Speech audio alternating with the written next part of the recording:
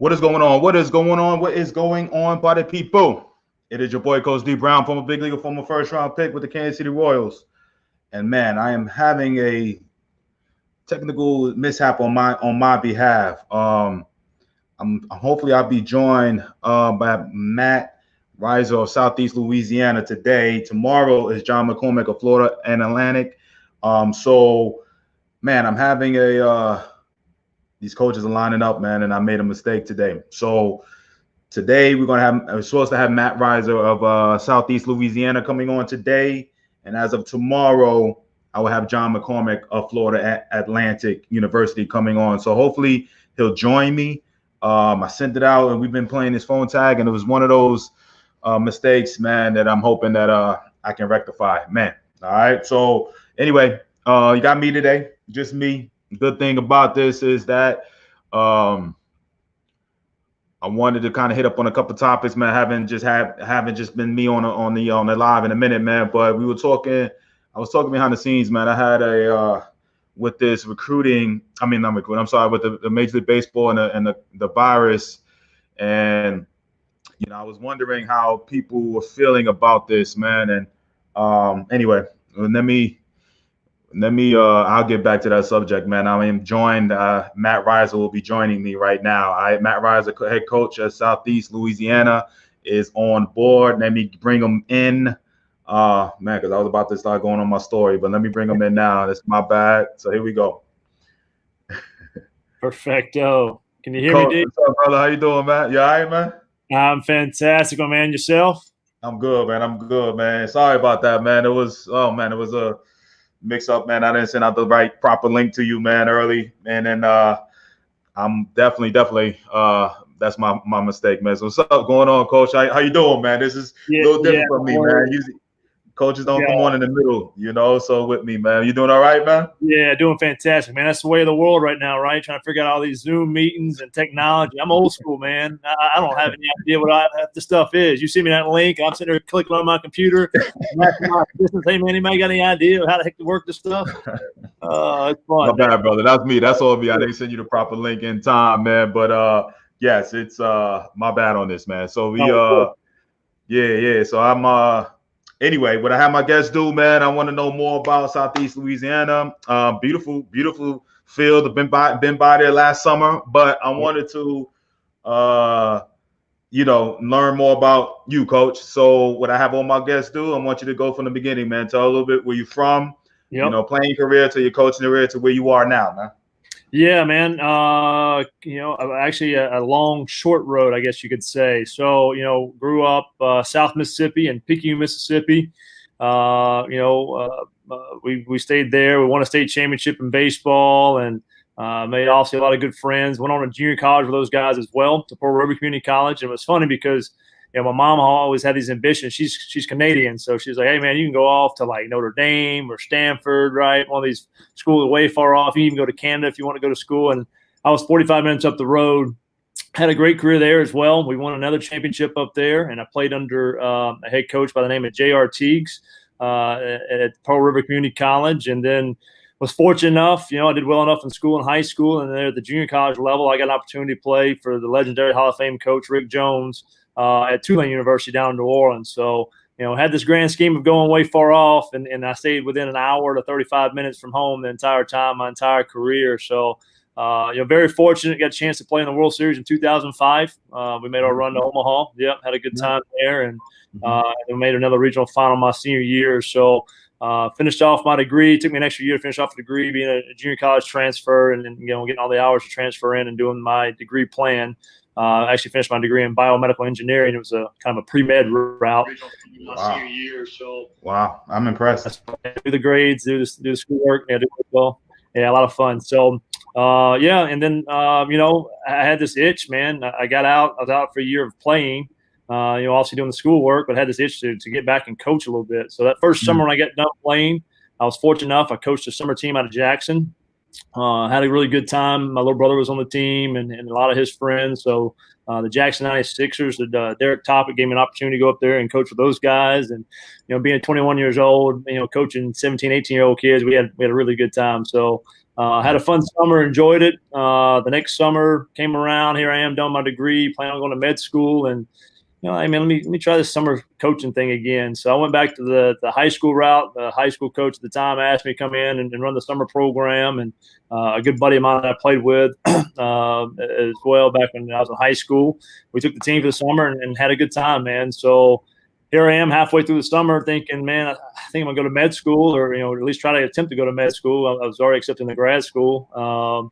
And next thing I know, I'm like, let me just sit down with Coach Ortiz and just see what he's got to say. If I want to do this coaching thing, let me see what this thing's about. So sat down with Coach, and I sat down with Coach Jones, and I sat down with Coach Barry at Southern Miss, and kind of just try to get a feel for what it was. Hey, man, you guys just show up during game time. It's like a pretty cake job, right? You just show up at game time and throw a little BP and coach stuff, have fun. And like, hey, it's a little bit different than that, man. It's 24/7. So.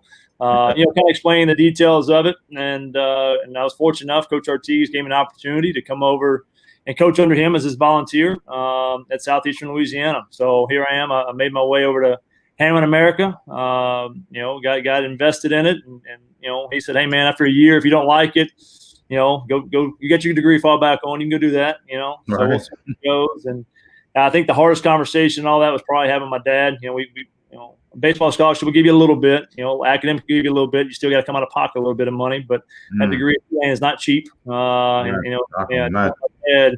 man, instead of making $80,000 in a job right out of school, let me go take a job making $18,000. Go pushing baseball. So he was good, man. He was supportive. He said, "Hey man, you go do what you love. If you do what you love, you never work a day in life." And so hey, I've been here now. This is going on year 14 for me. I was our assistant coach for 6. We did a really good job of turning the program around. Coach kind of came in here. He was here 2 years before I was, and when he brought me in, he's like, "Hey man, just go find guys like yourself and start recruiting. We just need tough, hard-nosed, blue-collar kids that'll get after it. May not be as talented as some other guys, but man, that talent doesn't necessarily win. If we can get a unit together." We will definitely obviously beat them in numbers as opposed to individuals. So we did, man. We started winning games slowly but surely, and obviously we started winning 40 games a year. Next thing you know, you look up and we got some really good players that are the same person coming into the program, and now we're starting to get this thing rocking and rolling. So I took over the head coach in 2014. Okay. Coach Ortiz had taken over as athletic director. He's got 2 younger boys that he really. Boy, he was torn on watching, man. We'd be on the road at Texas State and San Marcos, or be at Sam Houston and Huntsville, and he'd be like, "Man, my boys are playing this weekend. I'm trying to follow online and that kind of stuff." And it was eating at him not to be able to watch the boys play. So he finally ultimately made the decision to get in administration and said, "Hey man, here's the reins. You're the right guy. You're going to be the youngest head coach in the country, but have fun, go get after it, do what we've done, and take it a step further." And we had been in the championship game twice in 2012 and 2013, and just 14 was third year in a row. It's time to get over the hump, and so finally we did, man. We busted through and got in that regional in 14, and obviously the program's just continued to flourish since then. With him in that administration role, having a guy that I can look at too as a brother and a mentor, and he knows what I've go through. Obviously with the wins and losses, he's been in the trenches. He understands resources. So, very fortunate to what we have and where we are today. And he's a big partner, a big reason of that. And those coaches that I had before, like Coach Jones at Tulane, man, again, another just huge mentor for me that I lean on a lot in a lot of different situations. And, hey, Coach, how do you handle this? How do you handle that? Because I know it. He had sold me to Tulane pretty good on his recruiting process.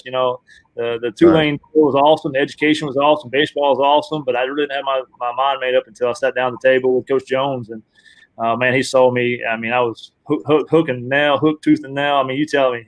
I was hook, line, and sinker. Yeah, there we go. I was in, man. I was rock and roll and go be a Green Wave. So, obviously, I lean on it a lot. And, again, man, just very fortunate where we are to be here, to be at a program like this that we're a top 50 program year in and year out. Some years we get the top 25 and, be in regionals year in, year out and do what we've done here in Hammond, America, man. Just we're fortunate. We're fortunate our location, our resources. We got a lot of good ball players in South Louisiana and South Mississippi that it's kind of our main recruiting base. So, very, very fortunate for where we are and also looking forward to where we're going to go.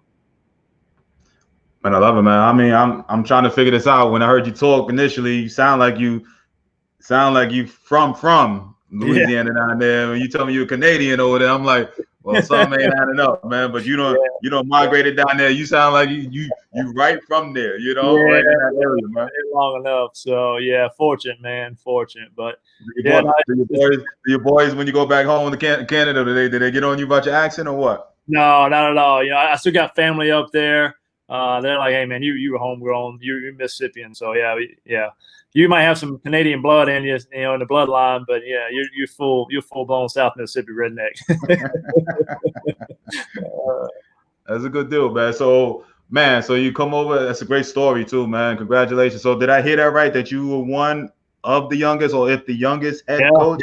Yeah. When I took over as a head coach, I was 29 years old, the youngest head coach in Division I. And also Father Time gets us all. So there's a lot more younger than me now, but right. With age comes wisdom, right? That's right. Well, congratulations on that. That's quite the accomplishment, man.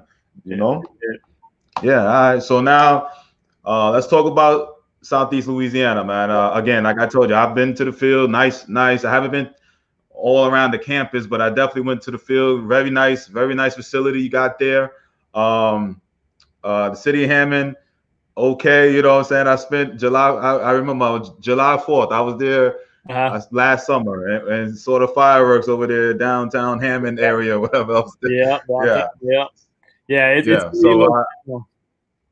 You said what? I said, yeah, it's a neat little town, man. It's a college town. We talk about all the time. It's a big selling point for us is get kids to campus. We really feel like right now in the dead period, also we're trying to put into words and give kids a vision of what it is, because obviously we're not stopping recruiting. We're not being able to go on the road right now with all the COVID stuff. We've got Zoom meetings every other day, and obviously we're continuing for this class and the next class, and 3 years from now with the 2022 class. So it's never ending, but we're trying our best to help give them a vision and words of what Hammond's like, what Southeastern's like. So I'll try to do the same for you guys. And it's a gorgeous campus, man. And we think it's a big selling point for us. If we feel like we can get a kid on campus, we've got a really, really good shot. Sometimes it's just a matter of getting them to campus, right? A kid from the Midwest or maybe a kid from Florida or, even a kid from North Louisiana. It's a 4-hour ride coming on down. So 9 times out of 10, there's obviously a lot of good programs in there that hey, man, the LSU's, we're battling. They're right down the road, and they've got a gorgeous campus and gorgeous facility. You've got the UL Lafayette Raging Cajuns over in Lafayette, hour and a half away, $18 million stadium. So we've got some obviously some recruiting barriers to go up against, but we feel like we can get them to campus, man. We've got a great shot because we got a program that wins, and it's in NCAA regionals a lot. So the campus is a nice little nestled. It's a lot of neighborhood around us. Our game day atmosphere, man. I go back and we've been in a lot of places. We played at Mississippi State. We played at Vanderbilt and Ole Miss and LSU. I mean, we were in LSU regional in 2017 on a Saturday night. It was hopping and rocking, in that winter bracket game. So, but again, man, our people, our administrators they do a fantastic job of being the foundation of what we are. We know we're not the the highest paid people in the country. We know we don't have the biggest budgets in the country. But with that comes creativity, and with that becomes enthusiasm and time and effort into what we do. So, hey, man, we might not have the same financial dollars you do, but we'll make sure we outwork you. We'll make sure we'll be a little more creative than you to make sure we create the same type of atmosphere. And Lindsay Owen, our director of marketing, she does a fantastic job with our game day operation. I mean, she's got 3 or 4 events going on between innings. I mean, it's like a minor league experience. We've got a video board rocking and rolling. Some of the opposing teams come in and they get, coaches will complain a little bit. Hey, man, it's kind of bush what y'all do on the video board. I say, hey, man, you got to have tough skin, man, thick skin. I'm not the one on the video board. You can talk to them upstairs, you can. But I tell them it's for the fans, man. It's for the people that come out and also make baseball a little bit more interesting. Right? They want to make sure that they've got an atmosphere that is second to none. So we get the little flickery lights, they do all the little flickering and that kind of stuff. We hit home runs, and when we win at the end of the game, night game. So we are averaging anywhere from 1,300 to 1,400 fans a game. We've been fortunate enough that we have led the conference in attendance for the last 6 or 7 years now. And a big part of that is, one, winning obviously helps and brings some fans to the ballpark. 2 is our game day atmosphere. And 3, our guys are extremely involved in the community. Again, I think the university and the athletic department do a really good job of understanding that, Hammond makes us go. And then I think in return, Hammond does a really good job of understanding that the relationship with the university helps them go as well. So, we're bringing in thousands of dollars athletically, with teams coming out of town. We're bringing teams in the summertime, 9 times out of 10, obviously when we're not in the dead period like we are with the COVID stuff, but we've got tournaments going every weekend. And so also we're very proud of Hammond America. We're very proud of the university. It's the 3rd largest university in the state. It's got right around 15,000 students. So again, we just take a lot of pride in that, and being where we're located. It's an easy drive to get to. We've got the 2 interstate system of I-12 and I-55 that intersects here in Hammond. So you can go north or south. You can be in New Orleans in 45 minutes. You can be in Jackson an hour 45. You can go west and be in Lafayette an hour and a half, and you can go east and be in the Mississippi Gulf Coast, Biloxi an hour and a half. So with that, I think the tourism part of it does a really good job. When we see different effects of the economy, I think we do a really good job of staying out of the deficits. I think we continue to thrive because of our location. And it's easy to get in and out. So, again, we sell our recruits on that. Hey, man, you're coming from Washington, that's fine, but it's a 45-minute ride down to New Orleans Airport, and you can fly almost anywhere in the world out of New Orleans. So, fly down, we'll pick you up. We'll go get some good food down there, get a little Cajun food, and if you come down there in Mardi Gras time, maybe grab a bead or 2, right? Come on back to Hammond. So there's plenty of stuff to do. We thoroughly enjoy the town, the university, because it is it's a very college-oriented atmosphere. It's a very family-oriented atmosphere in town. But in the same sense, there's plenty to do. If you want to go downtown and have a good dinner, we've got so many different restaurants down there, from seafood to obviously good burgers to the sushi. You can go get some hibachi. I mean, it's just parking. It's a one-stop park and shopping at all places. So in the same sense, you go run down to New Orleans and go see the Saints play on Sunday. I'm a huge Saints fan, so we'll practice at 6 o'clock at night on Sunday evening, because all our guys want to go watch the noon game and see the Saints beat up on the Falcons. So go beat up on the Dirty Birds. But we do a really good job of obviously with our location and being where we are. That it's a really pretty campus. I'll ride my boys around campus on our little golf cart. We went 2 nights ago at nighttime, and just riding around campus, man. I'm a runner. I love to run and do it a lot. So when I go out recruiting and I see different campuses, I'll stop in on my drive and run a campus or 2 just to compare, right? Just to see what it is. And I've been to the Midwest, Illinois, and Indiana, and those are pretty campuses. Obviously I was down there in New Orleans with all the good old oak trees, but I really feel like, our campus is second to none as far as just the prettiness of the campus and the layout of campus, and just, again, the friendly invitation into campus. I just think it's a really good location. So, yeah, we've been fortunate, man, and we continue to thrive. We've, on the ballpark itself, we spent about 1.3 million in the last 4 years combined. And the university has spent almost about 120 to 125 million in the last 5 years on renovating facilities on campus. So new dormitories, a new engineering building. And Dr. Crane, our president, just does such a fantastic job of excelling. He was the old dean of accounting, I think, so he knows numbers. He knows how to make them work. Yeah, man, the camps has just continued to grow so much exponentially in the last, really in the last decade. When we have old former players come back also from 20, 30 years ago, like, dude, this only like the same campus. But even guys from 10 years ago that I coached, they're like, Coach, man, this is unbelievable. I can't believe how much this has continued to change. And it goes back to our leadership, man. We've got very good leadership at the top with Dr. Crane, very good leadership in our athletic department with J.R. Teagues, and fortunate enough that they understand the commitment to it to make this an entirety and a unity, not just athletics, not just academics. It's a whole university that we take a lot of pride in. Yeah, definitely, man. I can attest, man. That town, definitely, you could tell, even though it's so close. I'm glad you said that, because I was asked those questions. You're 45 minutes from New Orleans. You're right, literally, 30 minutes from LSU and Baton Rouge, LSU and Southern. Yeah. Yep. And but in that town, you would not know that those teams, anything anywhere around that. And it is definitely a college town. I didn't realize everything that was, going on, with the money into the campus. That's one thing I did not do, was go like deep into the campus, but the neighborhood around the field and everything was extremely nice. It was nice. I was I was thoroughly impressed. I didn't know what the hell Hammond was when I got, when I drove down there, but That's when I got down there, you said what? I'd say that's most people. Right. Yeah. I got to explain, like, hey, man, it's a little town, 45 minutes north of New Orleans. Like, oh, okay, I know where New Orleans is. Good. I tell them we're on the good side of the lake, on the dry side. Yeah, it's but it is a great great location, man. So getting back to the school wise too. So great school, a lot of money, hundreds of millions been donated and help elevate the school over the years. But tell me, what is it all known for academically wise? What's the requirements that are needed to get into the school? Yeah. And tell me a little bit about that. Yeah, so requirements have kind of changed a little bit with COVID stuff. Obviously we're doing our best to accommodate students who have not been able to take tests such as ACT, SAT, but even our grad students have been able to take the GMAT or GREs.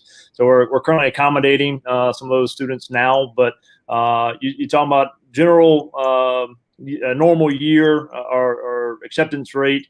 We're looking at like a 20 or 21 ACT, depending on the GPA, can get you in. Obviously, letters of recommendation. There's so many exceptions. For us, obviously the NCAA standard, as long as they're an NCAA qualifier, we can get our guys into school and get them into classes. We try to stay away from the remedial classes. So sometimes they score lower, like math or English. They'll allow you to do one remedial class, but not two of them. So we'll try to test out those with a compass, or, if we can take one score and just find one score high enough, then we'll be okay on that part of it with the ACT. So getting kids into school is not necessarily extremely difficult, but our education part of it is one of the first class. Our education department, secondary education and child education, we actually have a lab school on campus where my little one will start kindergarten this year, so I'm excited about that. They do a really, really good job, and we got teachers from all over the state, principals coming from all over the state trying to hire our education kids coming out to be teachers and be the next educators throughout the state. Principals from Mississippi come over and try to hire our kids. So that's a big department for us. Obviously, with running a K-8 school, it's huge for us to do that part of it. The other part in this is our business school. Our business school is very well known and very well renowned in the state. They do a fantastic job of obviously they take a lot of pride again into their departments. Also you can tell with just what Dr. Crane's done and being in that business school and obviously being in accounting and finance stuff, just a tremendous job. We've got a few guys that have gotten their masters in finance and gotten their MBAs and have really excelled, and when they get into the real world and done a very good job finding, some well-paying jobs. And then the nursing department does a fantastic job. Our nursing school, again, is #1 in the state. My wife graduated from here, so she had her undergrad or her associate's degree. We met in junior college, so she was an RN, but she had her associate. So after we got married, she'd worked for 6-7 years, and I got here and got settled, and then she finished off her bachelor's in nursing here. Did a 1-year program, and again, the nursing school here is outstanding. So we've had a few that have gone kind of that route in the nursing, kines, PT type stuff, athletic training type stuff. So those are kind of our main departments. We also have engineering. We just spent $25 million on a new facility for engineering technology, industrial technology. That building went up about 2 years ago now. And so they've really invested a ton of time and effort into that. It's something we developed after Katrina. It was with the situation in New Orleans, I was also an engineering student down in Tulane. They dissolved a lot of the program down there, became the School of Science instead of the School of Engineering. So those professors came to North Shore, came to Southeastern, and vouched to make their own program. So we've done a really good job of thriving in that area. We now have 5 majors in engineering at the Engineering Technology School. So we're excited about that as well. And that's kind of something that's been getting off the ground, really more on the robotic side than anything. That's been kind of our main one, that and computer engineering are kind of our 2 main ones. So we've got a kind of a broad spectrum of everything that a student can come in and really want. We haven't really run into too many issues where we haven't had a major in education be able to get. So that's obviously very fortunate for us too. Good deal. So what is the cost that goes along with going to Southeast for the in-state and non-state kid? Yeah. So what you're looking at in-state with what we would call a full ride. right? So that's tuition, books, fees, and then basically cost of living, whether there's a stipend to live off campus or whether they stay on campus with the dormitories and the room and board. You're looking a little bit over $19,000 for in-state. For out of state, you're looking almost at $31,000. So it's $12,478 of an out of state fee tacked on to the in state. The good thing about what we have set up at Southeastern is there's our scholarship program. We do a really good job of encouraging kids who are highly academic to come to Southeastern. We'll basically pay you to come and bring your smarts to Southeastern and also excel here, and then also excel in the real world. And once you move on from here. So we've got plenty of opportunities. Just for instance, for obviously us being in the baseball and athletic side of things here, the NCAA just put in a new waiver where basically each institution is at the control of what academic aid and need-based aid they can put out, which now puts some schools at different playing fields. So for instance, for us, okay, the old rules with NCAA. We would have kids that would waive maybe the out-of-state fee institutionally, which was not too difficult, a 21 ACT and a 2.5 or maybe a 2.25. So we had a lot of students that were waiving that out-of-state fee coming in from an institution standpoint, but from the NCAA standpoint, in order for it not to count against our numbers, being a 11-7 and being an equivalency sport, they would have to make like a 27 on the ACT. They'd have to make, I think, a 3.5 or higher unweighted GPA in high school or be top 10% of their class. So those things got a little bit more difficult to do. Obviously, they would meet the institution part of it, but they wouldn't meet the NCAA part of it. And then after a year, if they had over a 3.0, then we could start waiving it. And so basically in this, that out-of-state fee is equivalent to about 41% of a full ride for an out-of-stater.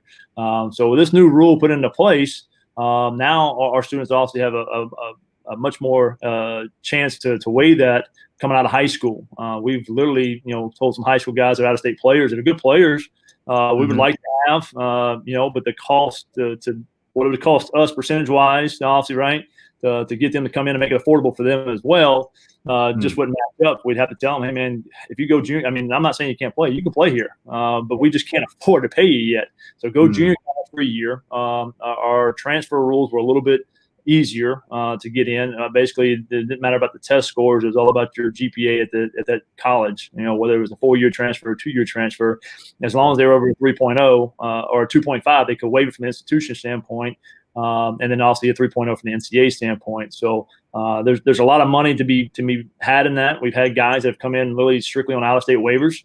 It's 41, 42% of a full ride, and say, hey, yeah, coach, that's good. I mean, that can make it affordable for me and my family being an in-state player, and hey, kudos to them for making the grades enough to do that. So we also have the Southeastern Honors Program for our freshmen coming in.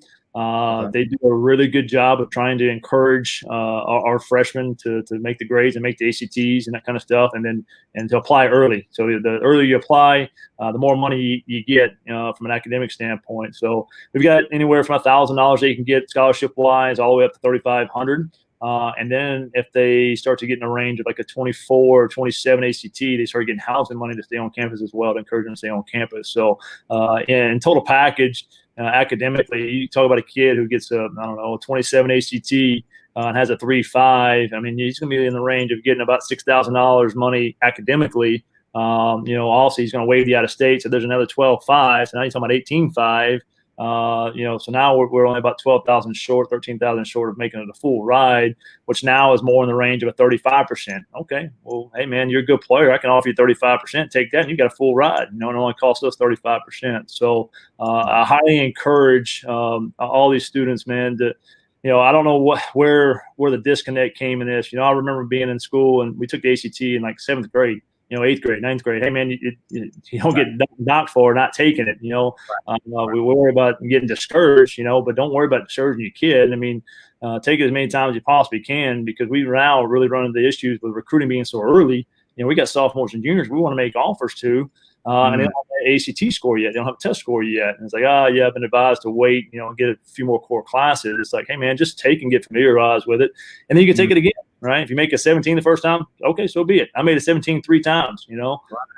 So, hey, you keep going. And like I tell my kids, man, if you fail, then do it again, type of deal. Let's just keep taking till we get to where we want to be. So, again, those grades just go so far. I do give advice to our parents, the weighted classes.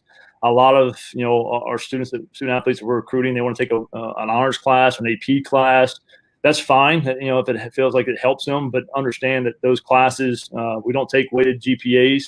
So if you're getting a 1.05 or 1.1 weight on it because it's an AP class or an honors class and feel like, well, I had a B, but it turned into an A because of my weight, the NCAA doesn't care, and neither does the university. Hey man, don't stress yourself out on taking an AP class where you're going to make a B or maybe even a C, because that's going to go against the GPA doc.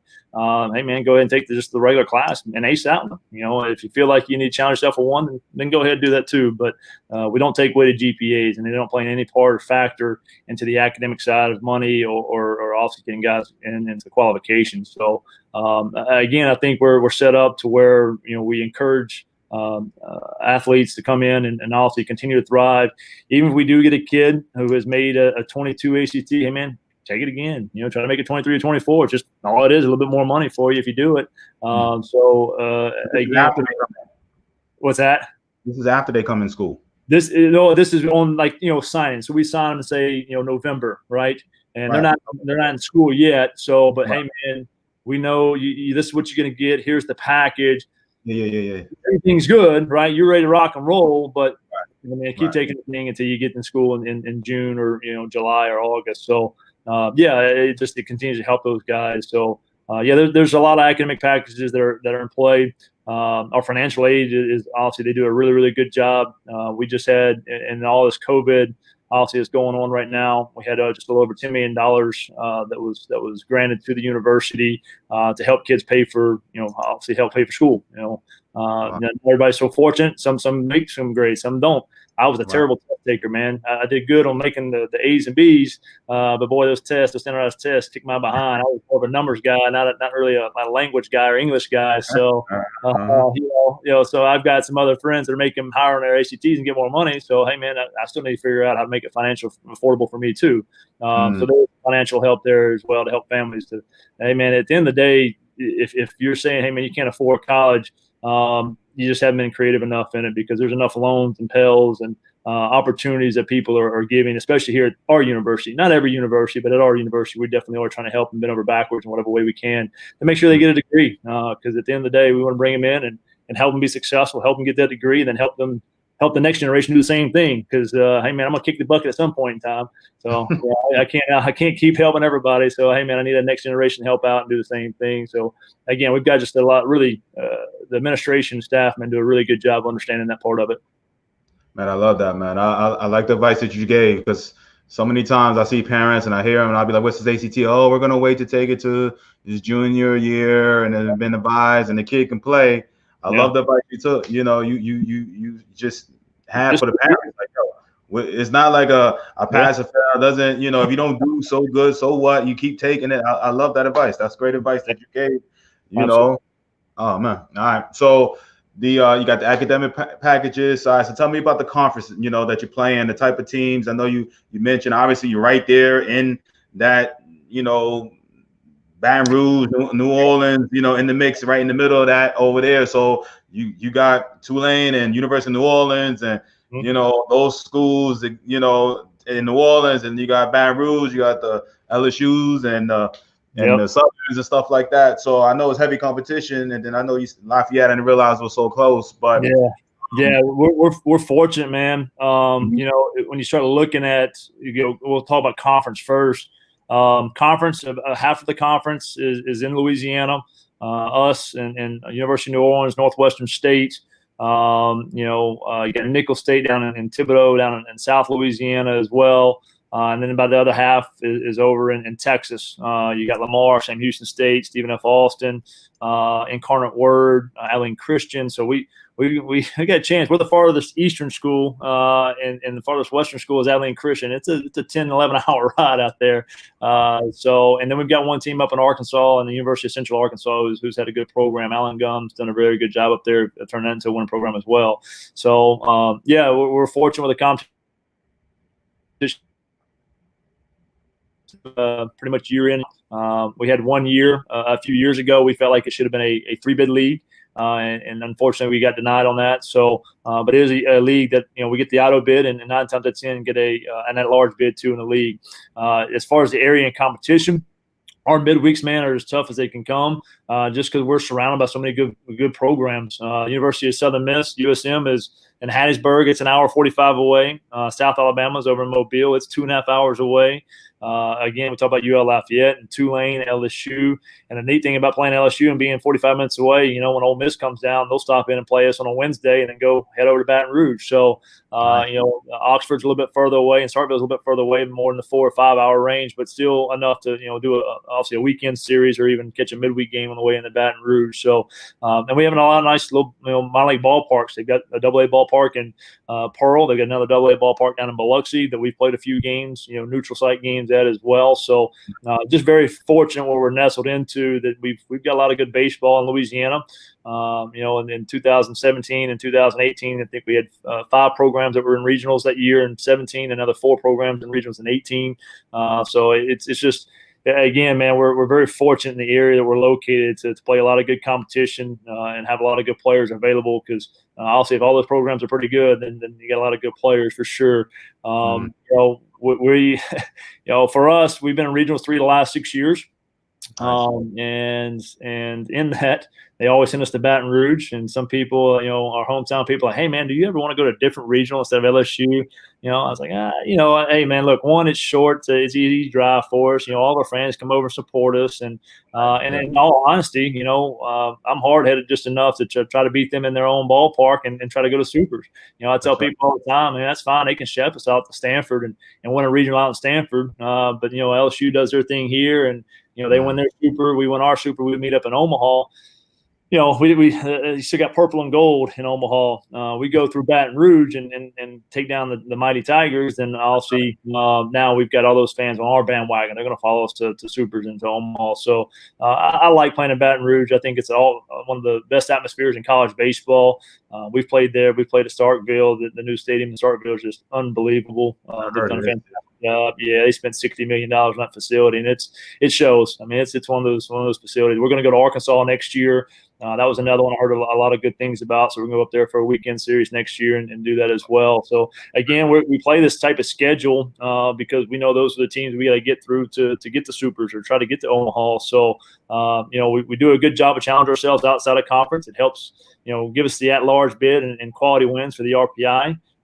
If we can, snag 1 or 2 of those or a few of those, and then also inside the conference has understood that as a whole. So they do a really good job. Our Texas teams, they play Texas Tech and they play Texas and Texas A&M and, University of Houston, all those guys as well. They do a really good job in their non-conference to make sure that our league, if we have the opportunity, we win the games we're supposed to, then and we're going to have a few teams that are playing in regionals and have a chance at super. So we were fortunate enough. We finally got a team out of our conference, out of the Southland Conference, into the supers in 2017. Sam Houston State made a run. Okay. And he was able to go up to Texas Tech and beat them at their regional, and then went on to supers. And also had a great program. Unfortunately, fell short there to Florida State in the supers. But now we're trying to get a team into Omaha out of the Southland Conference. So we've got a really I think a great group of coaches in our league that understand that. They want to challenge themselves. It's not about just trying to get wins. It's about trying to get the quality wins and also challenge our kids and challenge ourselves as individuals and programs. And so when all that turned into one, again, talk about unity. Yeah, we try to beat each other's behind in game, right? But as a whole, man, we got a lot of Southland pride, man. We want our programs to thrive once they get the NCAAs, and obviously knock off a few of the big boys to make a name for ourselves as well. Nice, man. So, when you first told me who's in the conference and you said the Louisiana teams, I was like, oh, so that's like a good schedule. I mean, that's a good travel, and like it's not too bad to travel. If you're talking about Texas and Arkansas or Central, I'm like, wow, yeah, okay, well, yeah, we try to make right. Yeah. So, speaking of recruiting, right there in Louisiana, when it comes to recruiting, I know you had mentioned something about Southern Mississippi area, and of course, in and around Louisiana. But tell me a little bit about your recruiting base. Are you strictly those areas, or what? No, yeah, I think any program you're going to go around the country and all CD, they're going to want to start within, right, and then branch out for what else ever they need. Again, for us, man, if we can sign a whole roster, within a 2-hour radius, guess who's coming to the ball games? Mamas and daddies and grandmas and grandpas, aunts, uncles. So it helps attendance. And we literally we just graduated a kid 2 years ago, our shortstop, and when he graduated, I went, man, we just lost about 50 people in attendance. I don't know where our beer sales are going to go, man. They're going to go down the chute, man. Maybe we lost 50 people. But no, so we try to also start with them, and also we've got a lot of good players, man. We've got kids actually from Hammond that go to different programs that are, Southern Miss and LSU and Ole Miss. We try to do a really good job of keeping those guys here, but I get it. I understand it. If they can give you a better vision of what we can, or if you envision yourself being there over being here, that's your decision, right? You get one chance at this. So, the first piece of advice I give on recruiting for all parents is the Division I doesn't necessarily mean you're the top of the totem pole. It's about winning. And so, for instance, the kind of advice I gave my younger brother, at the time when I first got here, we weren't winning. We were 500, just okay. We weren't what we are now. And he was like, "Hey, man, I really want to play Division I baseball," and had some other programs that were Division I, but they're winning 10, 15 games. And I'm like, "Hey, man, I'm gonna be honest with you. I don't care what level you're at. Getting you behind B ain't fun. Just reality." So he had another D2 program that had offered him, and this other Division I had offered him, and then he had an NAIA school that offered him that had been to the World Series a few times, 3 out of the last 4 years or something like that. So he chose to go to the NAIA over the Division I and the Division IIs because they won. I tell our recruits and our recruits' families, there's a program out there for everybody, but try. We get a lot of emails. Okay, we get flooded with probably 200 emails a day, and we get them from Florida, and we get them from California, and we get them from Oregon, and kind of the conversation goes back to, hey man, okay, that's fantastic. You're in Florida, okay, and you're around the Fort Myers area. Hey, is Florida Gulf Coast, recruiting you right now? Have they talk to you? Oh no, Coach, I haven't heard of them. Well, it's a pretty good program, man. They do a really good job, and I'm not saying that you can't play here, because they're not recruiting you, but they should at least be in contact with you if you're that caliber of player. So sometimes we envision the fact that maybe a school is a double directional school across the country. Well, maybe I can go play at that Division I. Well, if the Division I schools back home aren't recruiting you, then it's a little bit more difficult for Division I schools that far off. Because for us, in this, I'm not saying these kids can't play. Our evaluation process is watching these kids play. I want to see more than just your video of your velocity and your exit velocity and how fast you run. I want to see you play the game. I don't know if you're a ball player or if you're just a showcase player. So for us, in order for us to do that, obviously we've got to be able to watch as much as we possibly can. We got to be able to evaluate you as many times as we possibly can. So and that helps us to recruit local guys because we can see them a lot. Not that we don't go out. We've had kids from Pennsylvania that are high school kids, or kids from Illinois that are far off. But maybe we're just fortunate enough to cross paths more than once and kind of evaluate what we evaluate, which is, hey man, how competitive is the kid? How does he handle failure? I mean, these are important evaluation parts of the process besides just your exit velocity. That's a big part of what we do. There's going to be a lot of talented players and freshmen throughout the entire country playing for good programs at all levels, but they're going to hit failure at some point in time. And how they handle that failure, how they handle that adjustment and maturity into a 4-year school atmosphere and to getting adjusted to college and being out of high school and that time management skills, those are all things that come huge into us investing into a recruit. So it's hard for us to do that if we get a kid from California, a high school kid that emails us and say, hey, coach, I don't know you from Adam, but I think I can play Division I baseball. Maybe you can, dude. I don't know. I can't. I got to be able to watch more than just your video.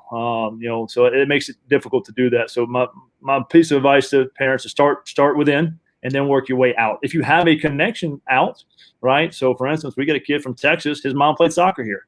All right, well, fantastic. So she brought him over and he came to camp and pretty good little player. Hey man, we got a real in shot with this. He's going to have a few schools in Texas that are on him. I'm sure Sam Houston's going to be on him. I'm sure Lamar's going to be on him, and Corpus Christi, all these schools that we play against. But we have an inside track with the mom. The mom played here, and she's alumni, and maybe we can get in there and do it. So hey man, let's pack up. Let's make the drive over to Houston. Let's go see him a few times, right? Evaluate him as much as we possibly can, and we did. And obviously we get that kid here, and we're fortunate to have that kid here. So I'm not saying don't reach out across the country, but start at home and then work your way out. Again, there is a program for everybody. If you want to play bad enough, you can find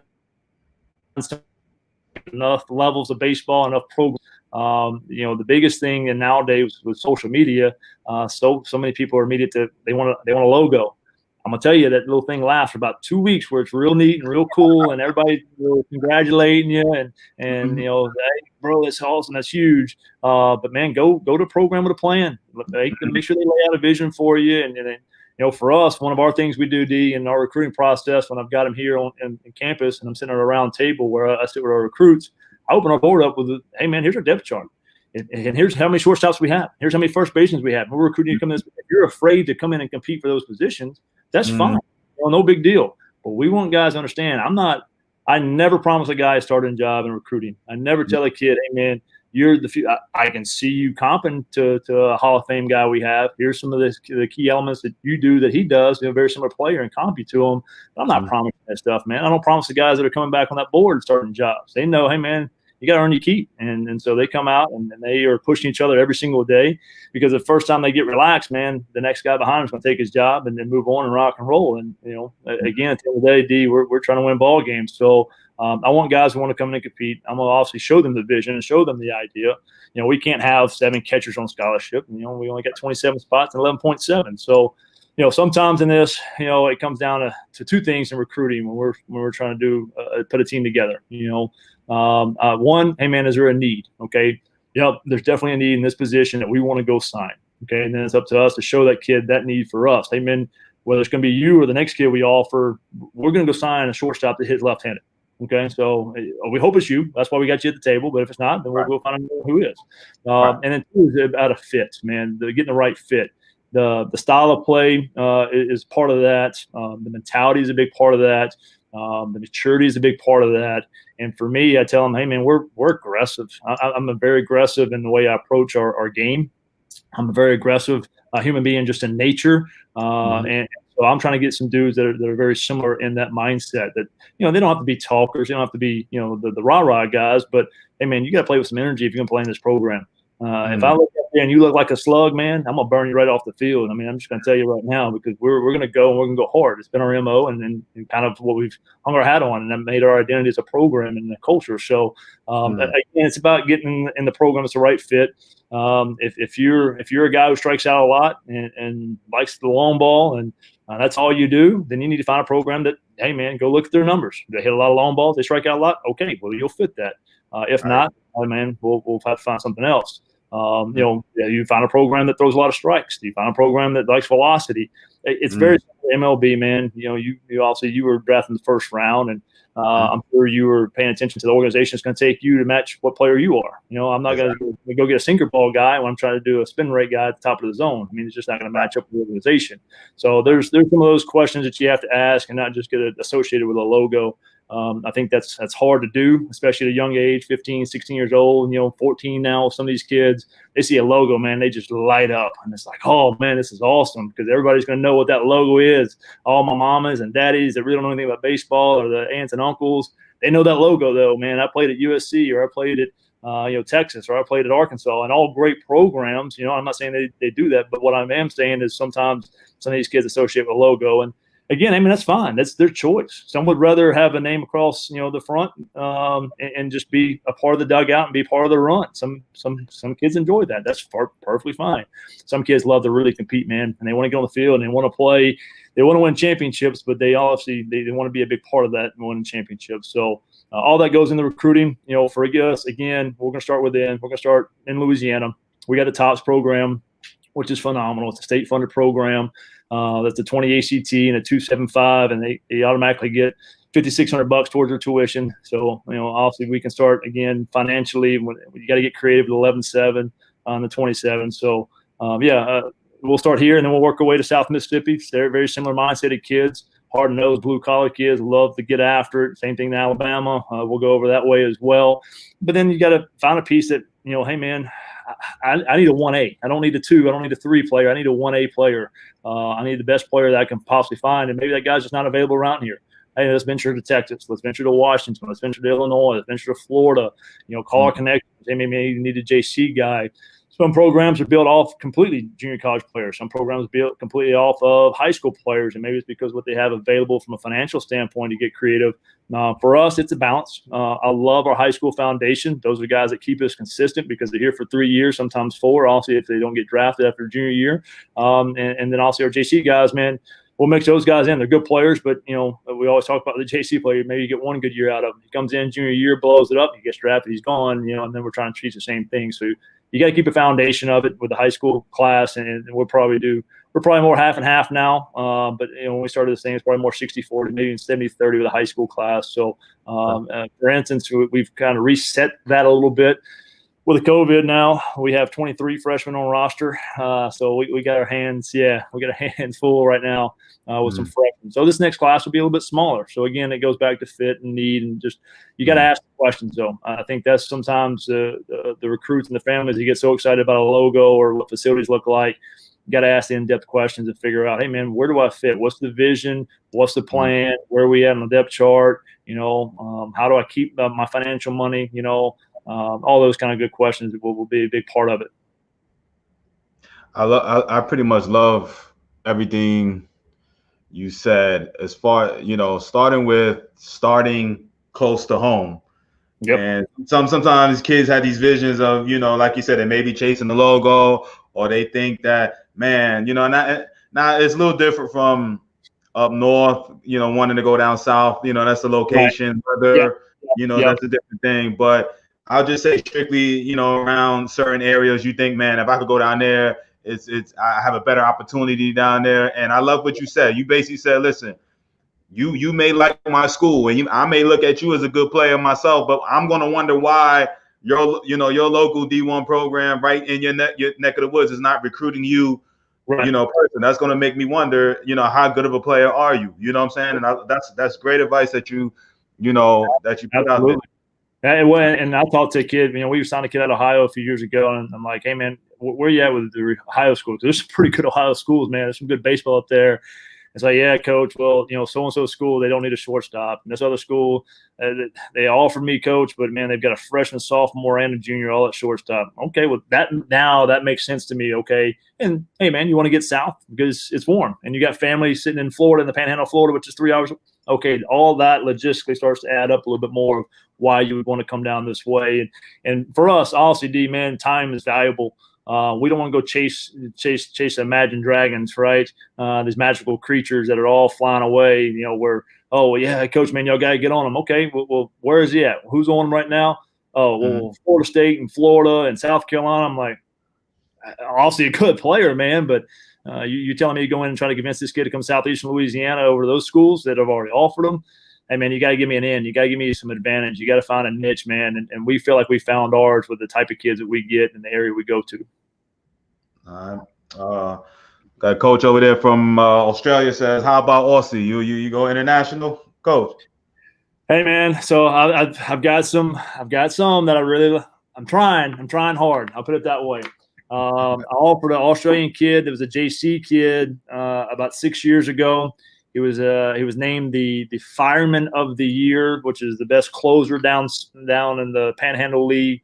And I love the accent, man. I was like, man, Aussie all the way. Let's go. One of our all-time best players, Gavin Fingelson, is Australian. So I'm always trying to get that connection back a little bit. He comes over and visits once every 4 or 5 years. And I say, hey, man, if you want to bring a player, a hitter like you back, I'm all in. Let's do it. So and then I don't know what it is, man. I got a little infatuation. I want to coach a Japanese pitcher one day. I love the culture, man. And you watch also all the Korean baseball now. Also, we had to watch that for a while.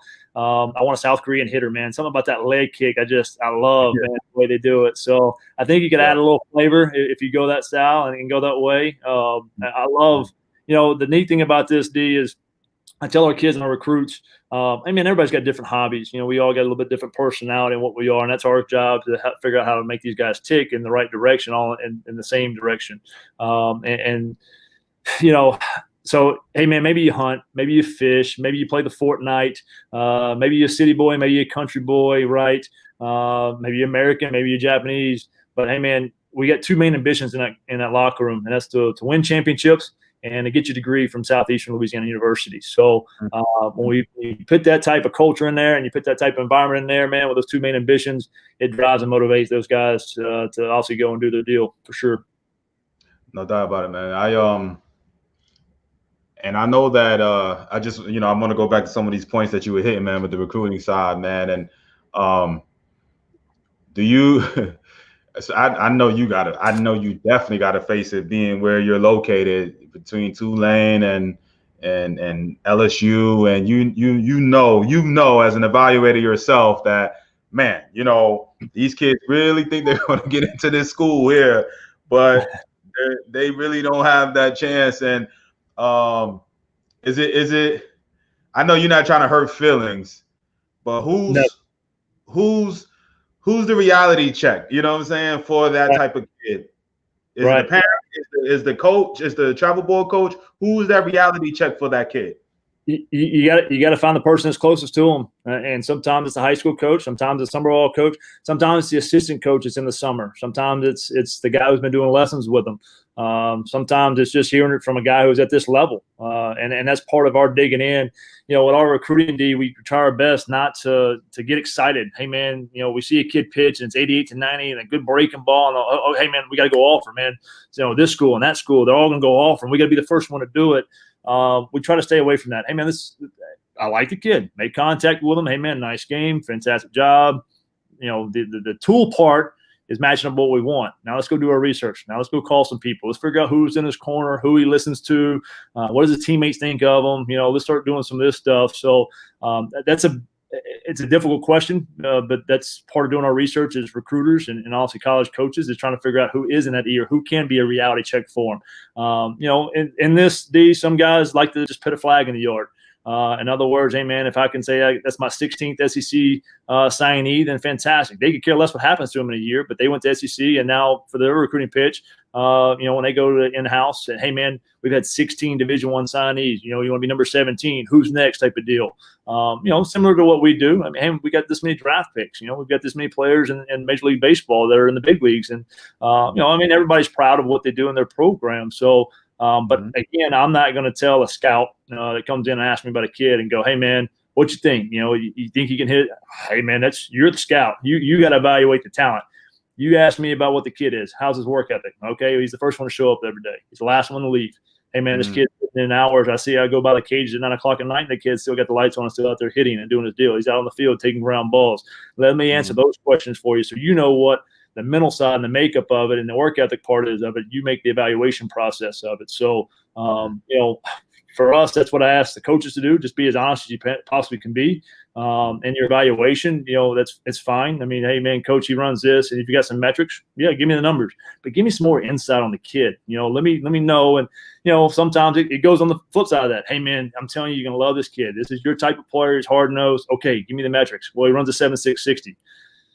Hey man, does he hit the ball 600 feet? If he does, I'll take him. I mean, he can jog around the bases at a 7.6. But if you know what we do and who we are, try to figure out the metrics and match up to what we do. Again, I'm going to try to be that voice of reason a little bit, like you said. In this, we're recruiting against LSU all the time. I mean, that's reality. We're so close, and we're. And reality is when we match up on a Friday night, I mean, our team's just as good as the team across the way. Now they start getting into depth and they start going to the bullpen. Hey man, they might get a little stretched out. We have one injury, we might be in trouble. They have one injury, they got another All-American right behind them. I mean, that's just the nature of the beast. But my job is to hopefully help this kid or student athlete. Hey man, you can play at LSU. That's why we're recruiting you. Well, I know you can play. It's not a fact that you're not good enough to play there. But what's the timeline for you to play there? If you're Wade Miley, right, and you're a 15th round draft pick out of high school, yeah, it's easy for you to go to LSU, But hey, man, look what they got in the rotation. You probably pitch a little bit your freshman year, and then maybe a little bit more sophomore year. But you come here, you pitch as a true freshman. You're going to be a weekend guy. You should, by theory, if you work hard. By your sophomore year, everybody knows about you. So now everybody's in here watching you, and then your draft year, you've done the work, man. You put everything into place to where now maybe you were a 6th rounder at LSU or 7th round at LSU, but now the years of history, they make the investment to make you a 1st rounder. So, that's up to me to obviously hopefully help those kids see that and envision that. And again, man, we're dealing with some tough kids. I mean, hey, I'm just telling you, I don't know if you can play year one there. And they look at me and go, Coach, I'll be the starter year one. I'm like, all right, well, that's part of why I'm recruiting you. You know, I mean, I like the middle makeup. I mean, Bregman's a pretty good player at shortstop. I don't know if you're going to start over him. Maybe you move to second for a year, but hey, man, it's fun. It's a big part of what we do, right? We're more than baseball coaches. We're psychologists as well, and trying to figure out how these kids tick and how they go and what makes them beat. And I think that's where I always lean on Coach Jones, man. He knew me walking in. I had a few offers throughout the entire country, UNLV, Oklahoma State, Southern Miss right there in my backyard. Had some nice offers, man, to go play some programs. And then when I sat down with Coach Jones, he's like, he figured me out in literally 3 minutes. He's like, look, man, you go to UNLV. You'll be a lead off for them. You'll start every day in center field. That's a good club, man. They're going to be in regionals. It's a really good one. We got a third rounder, in left field. We got a guy behind him. I think you can help, maybe beat out. And if this guy goes in the third round, and then you got a chance to possibly start, man. I'm like, okay, well, he's not really guaranteeing me anything right now. He's basically pecking at me right now, saying you're not good enough. I'm like, well, I want to show you I'm good enough, man. I want to show, hey, yeah, okay, I can play UNLV, but I want to show you I'm good enough to play at Tulane, type of deal. Mm-hmm. So he was able to read me a little bit there, and then he sold me. It was done because he knew I was academic. I wanted some, education part of it. He goes, hey, man, UNLV, great program, good degree. Going to work for a really good company one day, man. Really good company, make plenty of money. Come to Tulane, you get to own that company. I went, boy, I hit home with me. I was like, I want to own the company, right? I want to be the best, man. I want to be the best, man, So we all want to have success. We all want to be the best, and that's the reality of it. So, it's me to help hopefully, communicate that to these kids. And hopefully I'm the voice of reason. Maybe you're the voice of reason. Maybe again, a summer ball coach is the voice of reason, but just helping these other kids understand, one, be humble. Hey, man, you're a good player. Maybe you are one of the best players in the country.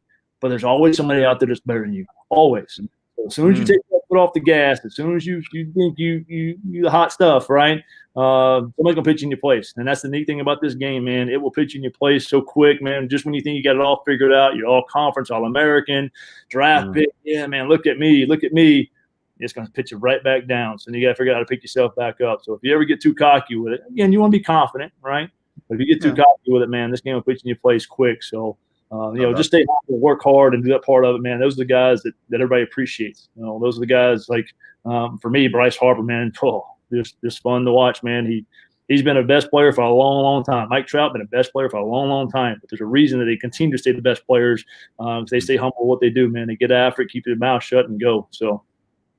I also love what you said, man. A couple more questions, Coach, and I'm gonna get you out of here, man. Thank you for your time, man. But I love what you said about I ain't gonna say I love. It's information type stuff. When you may see a kid, you don't get all crazy out the first time you see him, and you may like him.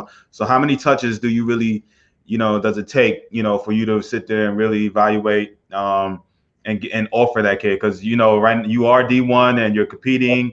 I heard you kind of hint that you may have to offer that sophomore. Right. How many times are you? How many touches are you at that kid before you really? All right, he's our guy. There's usually a moment. There's usually a moment, whether it's something we evaluate in a game, whether it's something we evaluate in the dugout. Maybe it's a conversation I have. For instance, I've got a kid we offered the other day, yesterday on a Zoom call. And he's a 20-21 shortstop. Kind of the undersized guy a little bit. I'm sure that most. Hey man, pick a phone. Hey man, I'm just telling you. I can't see him every day. I'm watching as much as I can on video and trying to follow along. But just, hey, man, I know what I'm seeing on video. I think it's what I would see in person. But I can't see the side conversation. I can't see how he handles it when he does strike out. So I really wish I could see more of that. But we ended up making a move. We offered the kid. I mean, he showed enough. And I had enough conversation with, the summer ball coach and those guys. I was all in on this kid when I got a phone call from the JC coach. Said, hey, man, I heard y'all on so-and-so. I went, yeah. Hold on. Is he committed to you guys? And he's like, oh, no, he's not committed. I just want to let you know that's my favorite player I've watched all summer. I'm like, oh, okay, good. He's like, oh, yeah, man, I love it, man. Just the way he goes about his business, the way he plays.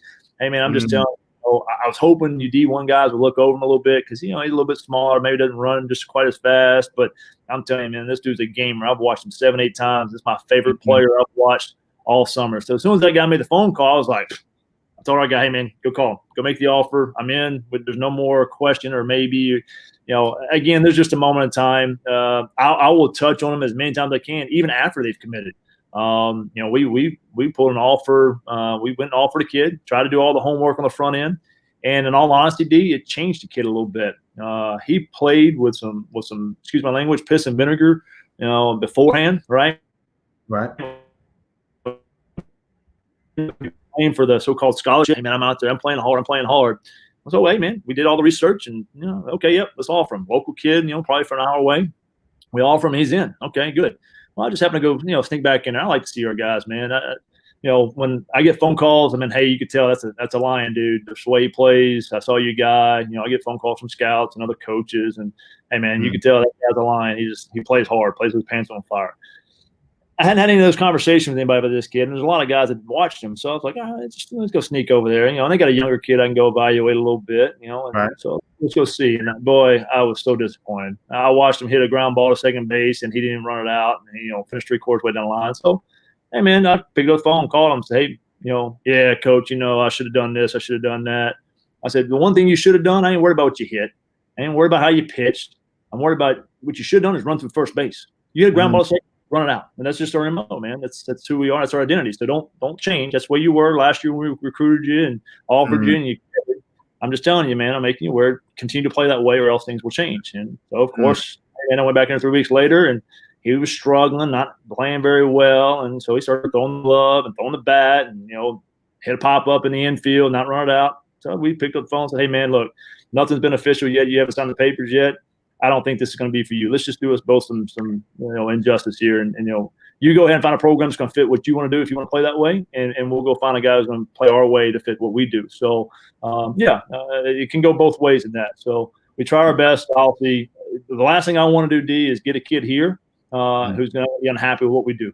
Because he's not going to be very good. He's not going to be happy, and we're not going to be very good. So, again, hey, man, here it is. It's laid out. I'm not the easiest guy in the world to play for, and I don't pretend to be. But, again, at the same time, I'm connected with our kids. I'm connected with our players, and I have those conversations, and I make sure they're aware of what they're getting themselves into.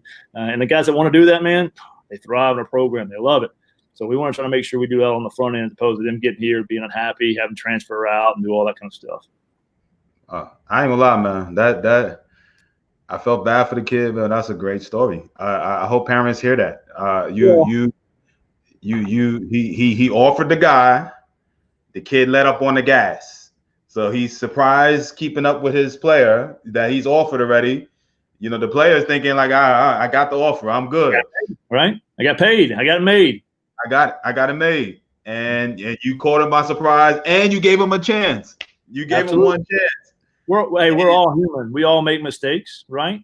So just, hey, man, sometimes we got to be made aware of some things. I tell my staff all the time, keep me in check, make me aware of some stuff, man. And then it's up to me to change it. If I don't change it, then that's on me. And again, in this, it's a one out of a 5, 6, 7 year deal. I mean, we're not in the business of doing that. The parents have to hear that. Obviously they're not in a position that most of the parents are going to listen to this and are listening. They're not in a position as of right now that they've been offered, but it is a good tale to be like, listen, don't ever let up off the gas. You know what I'm saying? Don't ever do it. And just play the game for what it is, man. It's a game. You're supposed to go out there and play hard and have fun with it. And somebody's always watching. That's what we try to explain. Like, I understand that you played 50 or 60 summer league games, and I understand that you played in the fall and you played another 30 games. And I understand that you went back in the springtime and played high school ball and played that. Hey, man, you played 100 some games. Guess what? MLB, they play 162, buddy. Right? Not include spring training, not including postseason. So they're playing close to 200 games a year, and some of those guys go off and play winter ball. So, hey, man, just at the end of the day, if you're going to go out there and do it right, man. Just do it right. That's all I ask. Hey, listen, I love it. I love everything you said. And also the tip that you gave too about it's about a connection and a network. You know what I'm saying? So the kid that you were telling me about, that undersized, but you only seen him one time, but that junior college guy that you know and trust liked him a lot. So that validated him, right? You know what I'm saying? And that's a good tell that the parents need to hear too, that, hey, it may be a D2 guy, and he sees it, and he may have a relationship with the Division I guy and knows that the Division I guy may really like this type of kid and may reach out. I mean, it's all about connections and network, right? It's a big part of it. I literally got 2 text messages yesterday from a D2 coach, watching a couple of kids. Like, hey man, this guy looks like a guy who would fit you guys. Funny you say that. He committed on Friday to us. There you go. Perfect. So he's like, oh, that makes sense, man. Like, so you build a rapport and build a relationship with these guys that they get an idea of what you are and who you are. So obviously they're making those phone calls. Again, good D2 program, and he wants them, just as everybody else, but he's being realistic too. Like, hey man, this kid's going to end up going, somewhere else that's going to be a little bit bigger. So let me make sure that the guy I have a relationship with, he's well aware of what this guy is too. So again, man, for me, I think for the parents, they invest so much time. They invest so much money and effort into their kid playing a sport, whether it's baseball, basketball, football, whatever, and all those countless hours and time spent. We feel like every time we go out, there's got to be a return in this investment. There's got to be a return that we put all this money and effort and time into it. So we got to play for a scholarship, right? We've got to get college paid for, and the pressure that the parents start to feel for all the time and effort they put into this and money they put into it starts to relate to the kid and starts to put the pressure on the kid to feel like he's got to do the same thing. And so my piece of advice here to parents as well is do yourself a favor. We all know it don't last very long. Time flies, especially when you start having kids and you're out at the ballpark on Tuesday and Thursday and then Friday, Saturday, Sunday. Do a good job of just enjoying watching your kid play the game. Now, every time they go out, are they playing for a scholarship? If they go 0 for 4, and 3 strikeouts, it's not the end of the world, man. And everybody's recruiting process is different. I mean, we've offered kids that we're not in the business of doing a whole lot of it, but if we get a local kid who's a good player from right here in Hammond, we'll offer a sophomore in high school. But we've also offered kids that were a Friday night starter, July 31st, going into their college year, right, into their freshman college year. So everybody's recruiting process timeline is different. Everybody wants to be just as fast as everybody else because little Johnny just got an offer from so-and-so. So, little Ricky wants an offer too. Little Ricky had 3 hits and little Johnny only had 2 today. And I don't understand why Clemson offered him, didn't offer my kid. There's so much that is unknown to the parents. So don't try to understand all of it. Just appreciate the fact that your kid is on the field and playing the game and tell him to continue to appreciate and enjoy playing the game. And somebody will notice. Somebody will take notice and he'll end up falling in line of where he probably should be and what level he should be at. At the end of the day, don't let baseball identify you, man. Don't let that be your identity. That's a great quote from Coach Robichaux over at ULL, God rest his soul. But man, he was like, hey, at the end of the day, whether you're me or whether you're Albert Pujols or Barry Bonds and you got to hang them up, man. Yeah, they got a lot more millions of dollars than I do, right? They've made great careers, but the game's gonna be over for all of us. So don't let it be your identity. Go out there, play it, enjoy it for what it's worth. Because when it's done and it's said, obviously we all have our itch, man. We all miss it, right, D? I mean, we wish we could go out there and do it forever, but in reality, is we just want to be associated with it. So now keep that association into perspective. That's great advice, man. I mean, I wish I had it, you know what I'm saying? And, because you finished the game and, that's something that you could tell a grown man, you know what I mean? And I had to go through it during my retirement. And it's not easy. It's not at all, man. And I got a couple questions that came in. Let me see. George asks, how young should a player start a Facebook page for like recruiting tools and, sort as, getting out there? So yeah, for us, there's a lot of recruiting services. I think something like this, in all honesty, D, is more valuable than any recruiting service because it kind of gives the interaction of what we're thinking in our mind as opposed to you just give me information on your kid. Again, the recruiting services, I mean, they send hundreds of emails a day, and I'll go through them. But a California high school kid, delete. I don't have time to do all that. So the recruiting services are tough. I go back more to the network and the connection, the people that are involved in the game, the people that have been a part of the game, guys that can see you on a daily basis. So your high school coach making phone calls is huge. Your summer ball coaches making phone calls are huge. And then let them send the metrics over to us. I get an email from a high school dad or a high school mom and saying, hey, we have a lot of interest in the program. Here's little Johnny's stats. He hit 600. I can't go off, high school stats. I mean, about the only stock I can put in high school stats is maybe a strikeout to walk, right? Because that's something that's, I mean, either struck out or you walk pretty much. And we're looking for a 2-to-1 in high school level, 1-to-1 at our level. So there's some things that can make a match up there. So for me, the best advice I can give is, you really don't need to put a recruiting tool together, a recruiting page together. Make sure whatever organization you decide to play for, whether it's your high school baseball program, the good high school coaches put a profile together and say, hey, here it is, Southeastern Louisiana. This is coming from Burley High and Mike Forbes. And hey, little Johnny can do this. Little Eddie can do this. Hey, man, these are the guys you need to watch. He has an idea. He's been coaching for 15, 20, 25 years and has seen, is able to comp the same way we can, Like for me, hey, man, if a scout asked me, hey, man, who you got? Look at Tommy. Look at little Ronnie over here. I mean, these are the guys that, traditionally you're going to profile for you. Hey, man, little Johnny's a really good player. He doesn't necessarily have the tools for your level, right? I mean, like, if you just keep watching him, I watch him every day. That's one just keep on your radar. Hey, man, you need a senior sign. That might be your guy right there to go and fill the spot because he's going to make everybody around him better, type of deal. So those guys have a little bit more feel of that. Let them make sure that they're connected with their network. I know, our recruiting guy. I mean, he's having conversations with guys in Miami that he's made. He's made conversations with guys in Texas, guys in Colorado. I mean, so if little Johnny lives in Colorado, that's fine. But hey, man, our connection's got to be somewhere involved in there to be able to, hey, man, pick up the phone and call. As a parent, again, all you would ask is just for me when we go out recruiting, hey, man, make sure the roster's right. Make sure little Johnny's getting the right number on.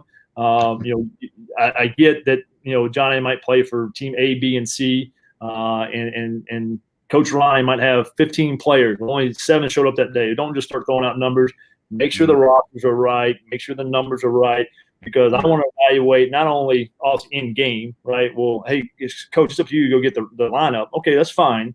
Yeah, but when little Johnny's taking the IO, when little Johnny's having his conversation out at the end of the dugout, I want to be able to look in there and go, number 7. Okay, who's that? Good or bad, right? Okay. Right. Let me make a little note. Hey, man, I like that conversation. This kid's talking an hour and a half before the game. He's talking about he ain't talking about the girls. He ain't talking about the burgers after. He's talking about the game. Hey, man, I kind of like that. That guy's going to probably have some baseball savvy there a little bit.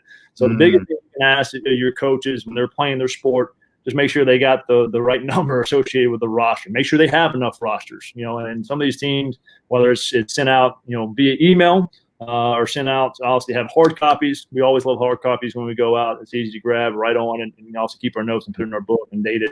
But make sure those things are in order. I don't think there's necessarily a promoting page.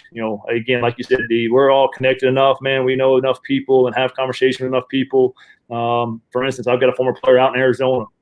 He picked the phone last night and called me about an outfielder. Hey, man, where you at with outfielders 2021s? Said, here we are. I'm looking for a big left-handed bat, man. It's going to be a bopper, that we're kind of looking for. Okay, my guy's a right. He's a good player. All right, send me the video. If something changes, I'll be able to do something. But that I'm not going to even pay attention to the kid unless this guy calls me, like he did. I think that's a lot of programs, in all honesty, that they're going to trust the word of other guys that they're associated with and networked with.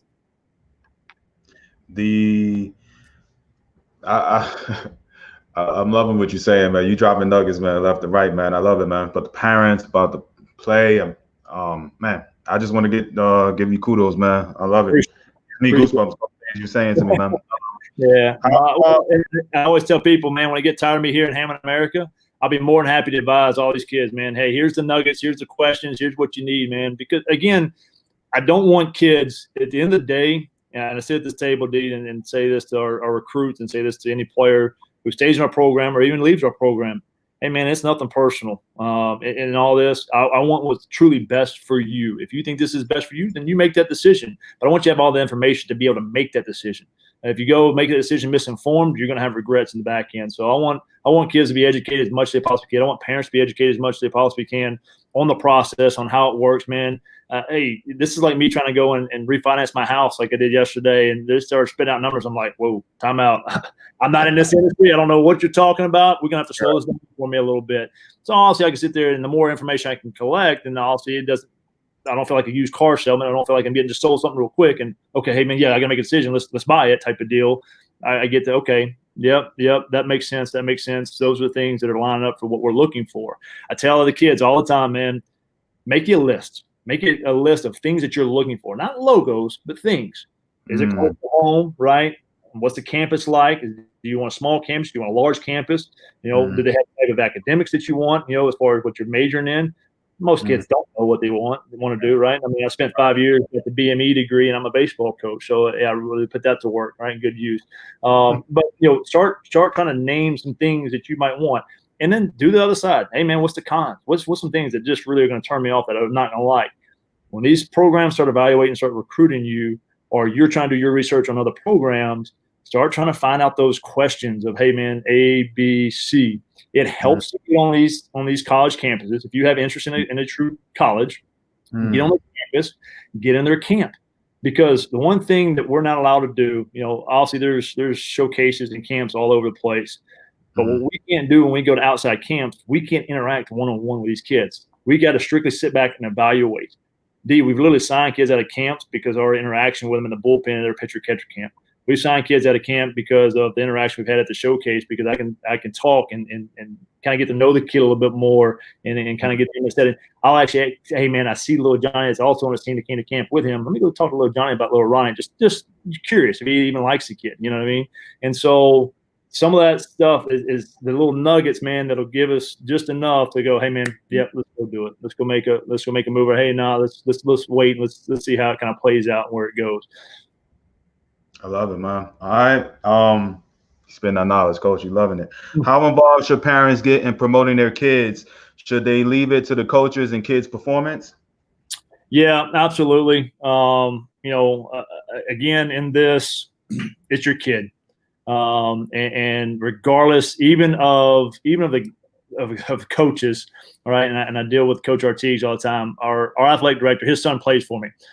Even guys that have years and years of experience, they're still going to see it through daddy's eyes. They're going to have a little bias to what they're watching and looking at. I got a little bit of that whenever I was coaching my younger brother. I thought maybe he was a little bit better than what he was, because I love him, man. I've been around him all the time. I know him a little bit more. I get it. I understand it. I think it is best to leave it to the coaches. Just make sure the coaches are at least getting the information out. That's all you can ask. Hey, little Johnny's got interest in Pearl River Community College. Okay, well then ask Coach Bob to call Pearl River if Coach Bob obviously is honest with you and thinks he can play at Pearl River. If I'm gonna, for instance, high school kid, he's my 9-hole and he's a senior. Hey man, my kid really wants to play at LSU. Will you call Paul Maneri for me? Hey man, look, I'm not trying to hurt feelings, man, but hey man, if you're hitting 9-hole for me, you're probably not gonna be good enough for LSU. And that's okay. You can be great at something else.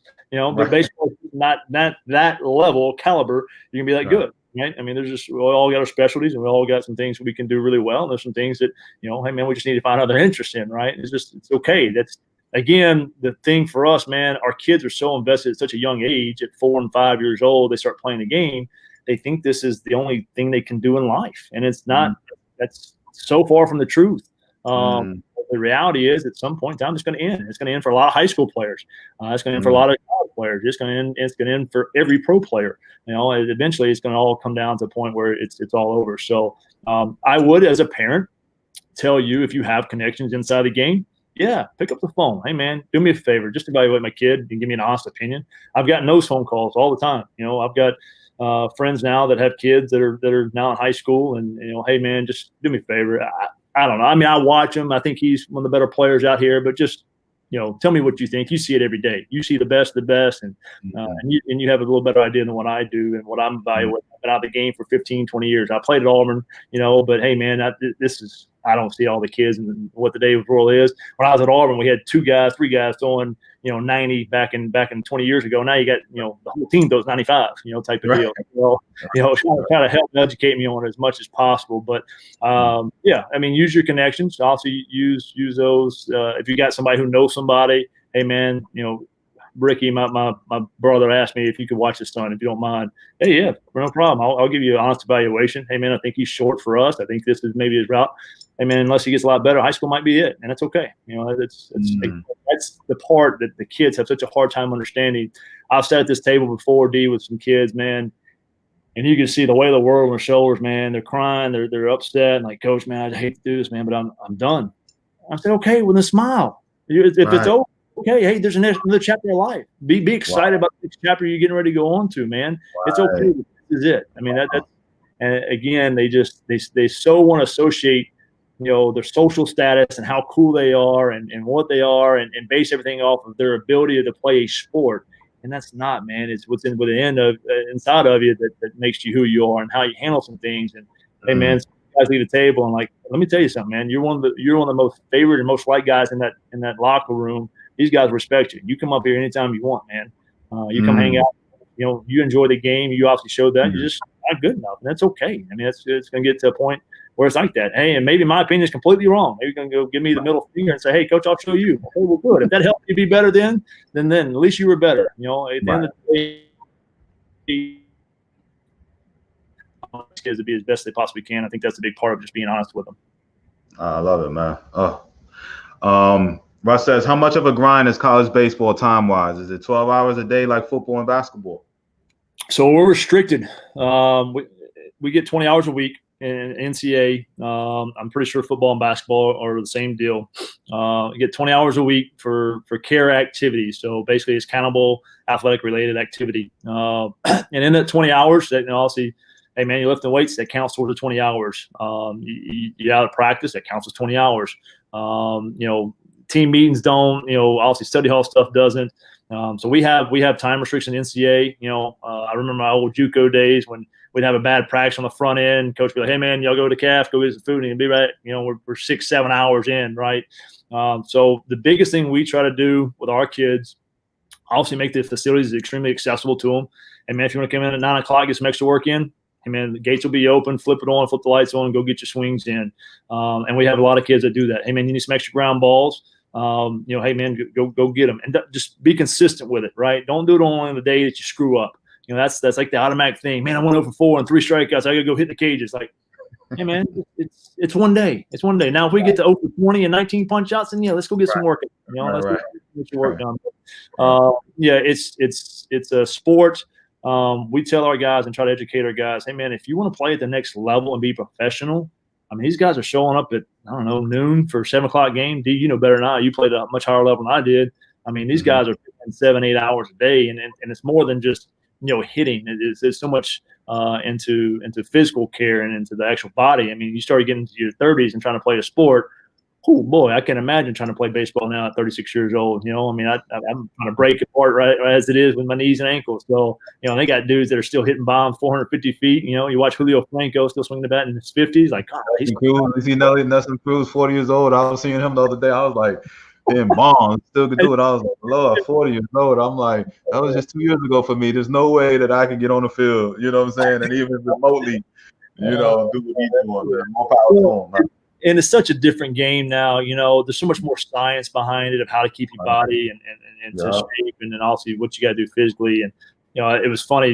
I've been watching The Last Dance. One of the all-time favorite. I mean, MJ, man. And he listened to him. And he's like, "Hey, man, 20 years ago, man, they were smoking cigarettes, drinking beers at halftime."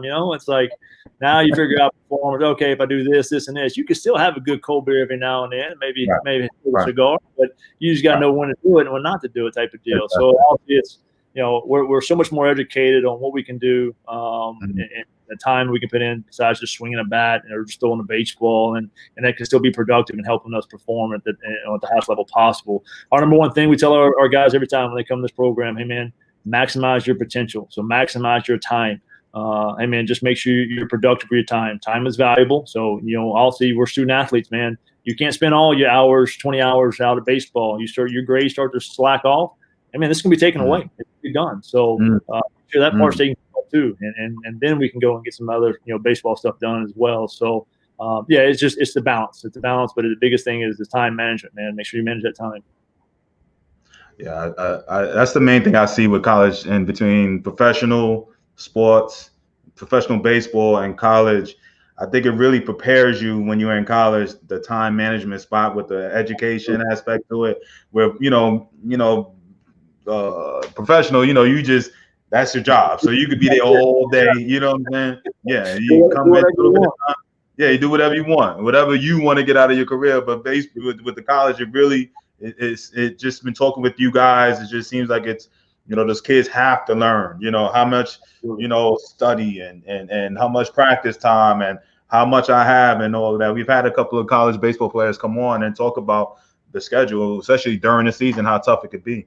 Yeah, and set up social time too. Like, this is college. Right. I want you to have fun. I want you to experience, right? Just know, be responsible in the time that you're putting into it. And when that becomes more important, when your social setting becomes more important than your academics or your baseball, then you're at the wrong place, man, or you're doing it the wrong way. So you still got to be able to manage enough time to have that social interaction, man. That's part of your growth. We both know that between high school years and the college years, like, those are some most influential years where you just really grow socially and you network with people. Some of the friendships you go build, right? I mean, I've got buddies that I went to school with, played baseball with. They own multi-million-dollar companies, right? They're just way smart right now. Hey, man, I have to hit them up every now and then and go, hey, man, you want to give me $50,000? We got a little project we're trying to build on Southeast. Oh, man. Yeah. All right, Coach, man, it's been a pleasure. I'm going to get this last question in, man, and then we're going to wrap this up, man. And, man, what a great interview, man. So Russ asks, what does a kid choose the most, in your opinion, school or the coach? What I've found, majority of the time is going to be coach. Whatever relationship they build. Sometimes it will be school. And the reason I say this is, obviously, we do our best to make the best relationships with our recruits. Hey, man, here's who I am. Understand who I am. I want you to be excited about coming to play for me. I want you to see where we match up and where we make a great team. And so also you have those conversations. Sometimes school can trump that. That logo can trump that. Like, I've literally had the phone call with a kid back this past year, and he was a JC kid. He was a junior college kid. Said, Coach, man, I can't tell you, man, not a whole lot of head coaches in the country or call me on a regular basis like you have. And, all the guys I'm talking to, all these other schools and universities, it's a recruiting guy, which I appreciate. I'm developing that relationship, and I understand there has to be a barrier. The recruiting guy can be a little bit more the friend and the buddy, right? And so it helps, kind of keep that separation once they get to the school that they're going to. But it was one kid that I really liked, man. I really enjoyed our conversation the one time we talked. So I kept calling him and I said, hey, man, this is one kid I'm going to take and do that whole ordeal. So the kid was like, hey, Coach, man, I can't tell you. You've done more work and more effort, and the relationship we built has been fantastic. And, Coach, if you were at this school, the school he chose to go to, hey, man, I would be even more excited about this. But this is an opportunity I can't pass up, man. You guys have been great. You've been awesome. But, just what they've done, I think this is the best step for me. And the only thing I can do is say, hey, man, congrats. So it can go both ways. Sometimes, if you're on an even playing field as far as what you have to offer for the kid, whether it's the scholarship or whether it's the, obviously the competition you're playing or whatever it may be, then it'll come down to that relationship with the coach and maybe not just the relationship of necessarily liking a guy of, hey, man, I think he's really going to help me get to where I want to be, hitting, infield, pitching, whatever. I think we have a connection. We start to see a little bit better in what we're trying to do. So again, I think it goes both ways. I've heard a few pitches, recruiting wise, like, hey, man, don't make a decision based off a coach, make a decision based off of college. Like, if baseball is never there for you, I think that's a little extreme because you really don't want to go to a place where a coach isn't investing in you, right? I mean, we're in a volatile sport, man. We're in a volatile profession. Coaches can change quickly on this, and especially Division I level, especially the amount of money they're paying the Power Five. Hey, man, you don't win. Hey, man, that's great. You won the World Series 2 years ago. Boom, now you're out because you went below 500. We're paying too much money. So in those coaching changes, if they didn't have the new guys come in don't have the same vision that the old guys did, and y'all don't match up in what your style and makeup is, then I think that's too far. I don't think you make a decision just based off the school. I think the school has a lot to do with it. And we've involved kids strictly off of whether it was the competition of the school, like, hey, Coach, it's SEC, man. You guys have been awesome, but it's SEC. And if you were there, man, it'd be perfect. Okay, well, we're not. So enjoy it. Have fun. And if anything happens, call me, right? Type of deal. We've lost kids based on education. Hey, man, Coach, we literally had one, and he's a great kid, man. He's a 33 ACT, want to be a nuclear engineer, which, way past me. We don't have that here. So the kid calls it, Coach, I don't have anywhere else to go right now. Like, there's some other junior college that recruit me, but my academics, I'm trying to go 4-year school.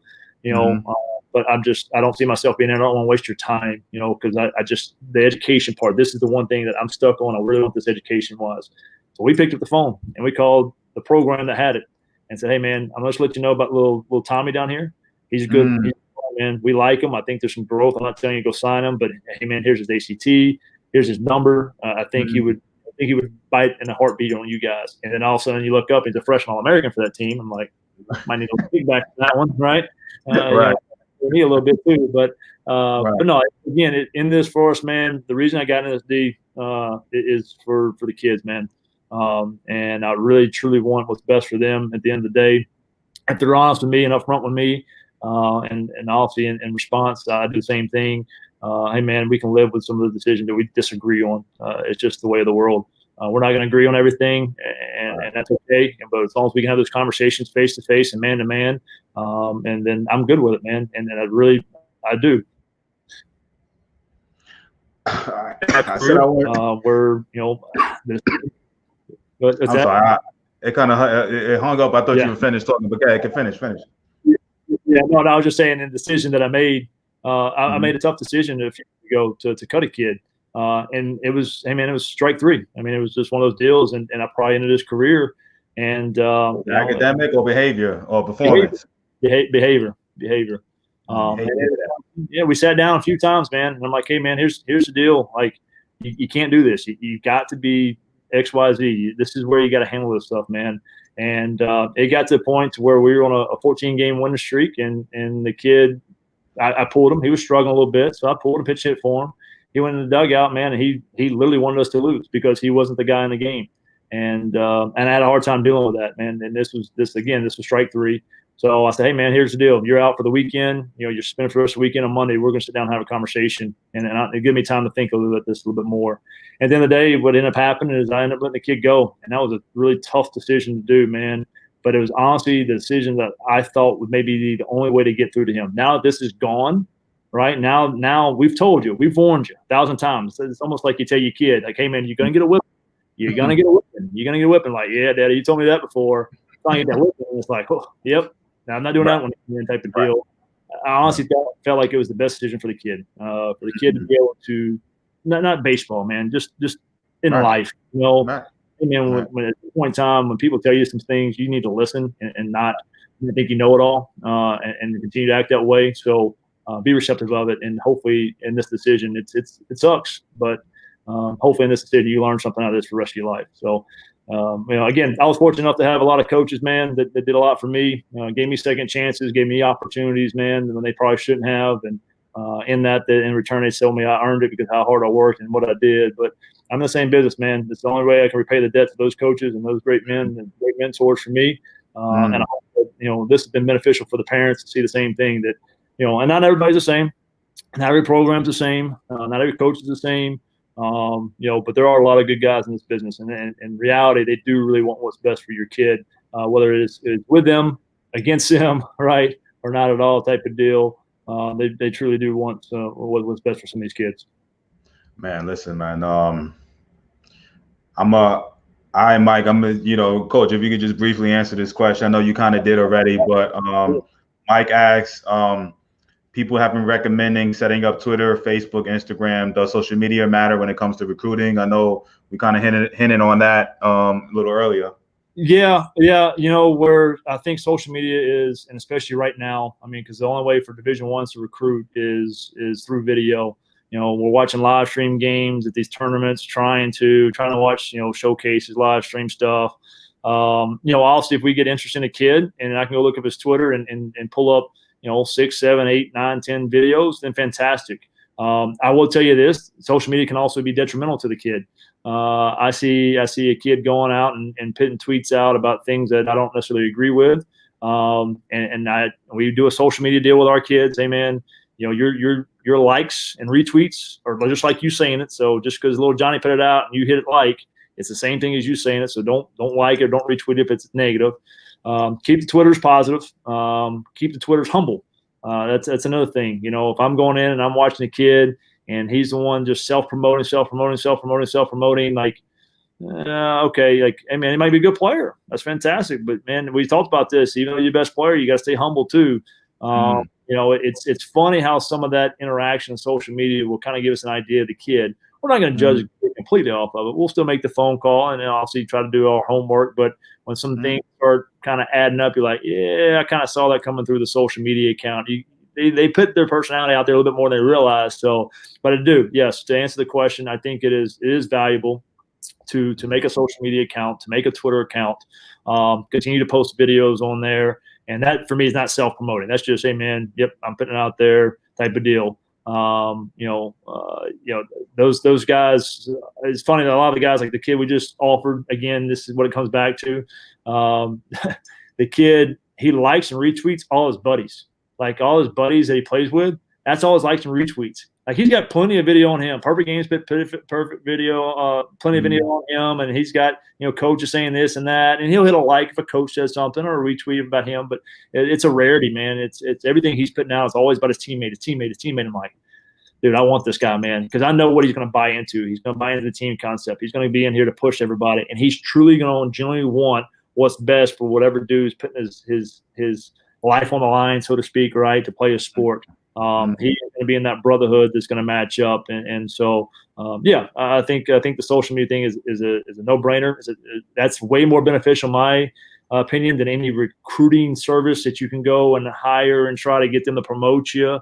Hey man, we'll make you a special page and put all this stuff and put all this information, and we'll put recommendations from coaches. Hey man, I think, again, time is valuable. I don't have enough time to read all these evaluations from a high school coach. A high school coach picks up the phone and calls me. Yeah, I'm in. Okay, if it meant enough to him to pick up the phone and make a phone call to me, then I'll listen, and then we can kind of go from there and do what we need to do. So, but yes, to answer your question, long-winded way, yes, definitely. Social media is a big help, especially now with the dead period and COVID. We're on dead period through August, until August 31st, and the word that we're getting is we're going to stay in dead period through December. Unfortunately, yeah. So we're talking about 21 class, man. We got to watch very little of the spring. No summer, no fall ball. Hopefully, we're back out in January. What do you do, like for the 2020 kid that you like? You just hope that you're going to be playing during the senior year. So how does that? How is that going to? It's difficult. The 2021 class is the one, a lot of people, obviously I feel for the 2020 seniors, man. That senior year is something special when you make that last little run. But that 2021 class, man, it is becoming a little bit more difficult to evaluate them at this level. Now, they still got junior college route, able to recruit. Even though D2s and D3s are in dead period, they have a different rule where they're allowed to get hired out. So whatever event can hire them, and then they can evaluate through that process. D1 not allowed to do that, so we're sitting at home until December. Want to get through football season. Everybody knows we don't want to. God knows we don't want to miss another baseball season. So we'll do our due diligence and stay here. I'll see again in all this, man. It's unprecedented. Nobody's ever gone through this or had to deal with this. So we'll do our best to hopefully get through it, and hopefully that 21 class will get their evaluations like they need to. And at the end of the day, look, man, it's not the end of the road if they're not signing with Division I. I had a walk-on offer, and this is old days before they had roster limits. I had a walk-on offer to Ole Miss and a walk-on offer to Baylor coming out of high school, and I had a junior college coach that said, hey, man, if you really want to go play with 70, 80 dudes and be cut in the fall, you can. But, man, you're the number one recruit we want here. Like, you're going to come start in center field. You're going to be a good player. You're close to home, man. You get to play with some of your buddies that are already coming. And then those guys will be knocking on your door 2 years, for you to be a guy. They'll be invested in you and want you to be the guy. And so I listened to that vision and took that route, and that's why I went to junior college. So just because they don't go Division I after this year doesn't mean the dream is over. There's been plenty of guys that have even made it to the big leagues, that have been very average players in college, maybe didn't play every day in college, and somebody signed them as a free agent and got a deal. And just, again, man, everybody's process is different. The biggest thing is control the controllables, right? We talk about it all the time, and this is coaches living it right now. I can't control being in dead period. All I can do is control my reaction to it. So, we'll do our best to evaluate those guys. But parents, reminder that whatever pressure you're feeling, obviously, and I get it, you're feeling it for your kid. You're putting that pressure on your kid too to feel like he's got to perform every time he goes out or anything he does. So just remind him it's a game. Have fun with it, and don't let it be his identity. Man, listen, Coach, man, this is full of knowledge, man. This is one of my longest interviews, but I just wanted to keep going, man. Man, man. I'm in. Again, anything I can do to help, man, and educate, because I get it. I'm a parent. I've got 2 kids with my 3rd one on the way. So, I felt like I understood it before I had kids. Now I really get it. Now I really understand it. And my guys are my kids, man. They were my kids before I had them. They mean a lot to me, and I truly want what's best for them. So hopefully, and I feel like, again, that we're in a sport that a lot of our coaches do feel the same way. They want what's truly best for the kid, whether it's in what they see in their eyes or not. We truly do want what's best for these kids. Man, I would I think you made a lot of fans today, Coach. Matter of fact, I know you have, and this is why I do what I do. I learn a lot, but I get excited in a crazy way about when you spit some good knowledge that I hope these parents are hearing, which I know they are. I get excited. You know what I'm saying? I'm like, ooh, I hope these parents, and I'm like, more people need to hear what he's saying right now. You know what I'm saying? And it's so kudos, man. I'm a big fan, and I already like the field. I already like the city was, like I said, it was quaint, it was cool, college town. And and the field, the facility, the actual field was really nice, the cages and stuff. And now you put a face to the program now. So now, I mean, listen, I'm a fan of Southeast Louisiana, man. Even more now. I love it, man. Well, that's the idea, man. Spread the brand, and I can't thank you enough to put us on the platform. In all honesty, man, to allow us to get out there. One, I think just what you're doing, obviously, to help coaches, get an identity of what their program is, and also put it out there for everybody is awesome. But also for these parents, man, and they get a real one-on-one and get to hear it from the horse's mouth instead of hearing through the grapevine or through little Johnny or whoever else. It gives them opportunity to really get in depth with this. So appreciate your platform, man. Appreciate you doing this. This means a lot to not only myself and my program, but I know it means a lot to those parents too. So thank you. All right, man. Cool deal, man. So we're going to end on that. Listen, tomorrow we have John McCormick from FA Florida Atlantic coming in tomorrow. Don't miss that one. Huh? Yeah, don't miss that one. He's good. Okay. All right. And man, so this has been a really good interview, man, and learning more about the school. I mean, I can attest. Listen, really nice facility. Again, I say that I love New Orleans. It's right 45 minutes away. It's in that whole area. I love the people of Louisiana. Certain schools always kind of give a little extra. You know what I'm saying? So yeah, baby. Yeah, definitely. Especially when I've been to one. I've never heard of Hammond until last summer, and so yeah, it's definitely cool, man. So you made it, like I said, a lot of people made comments all up and down about how great of the interview was, and like I said, you made some really good fans, man. So 6-week masterclass recruiting. When you get these type of tips, man, that's all I do is just hear these tips and I run boom, boom, boom, and that's why I got this masterclass. So because there's thousands of parents that need to hear what my man just said to you guys. You know what I'm saying? They need to hear it. So all I do is just kind of there's 4 or 5 things that he just said in my head that I've never heard, and I'm like, wow, this is great. All right, so that's what the masterclass is for. Sign up for that. Also, again, 4 p.m. tomorrow. We keep this knowledge going. Coach, I appreciate you, my brother. I will be in contact. I got a lot of kids in that area, the Memphis, my Tennessee, Mississippi connections down there, man. And I got a lot of kids in that area, man. And like I said, I'll definitely, be reaching out to you, man. All right. Appreciate it, man. Line up, baby. All right, cool. All right, man. I love it. Tomorrow, 4 p.m. See you, parents. Love you guys. Thanks, Coach. Thank you.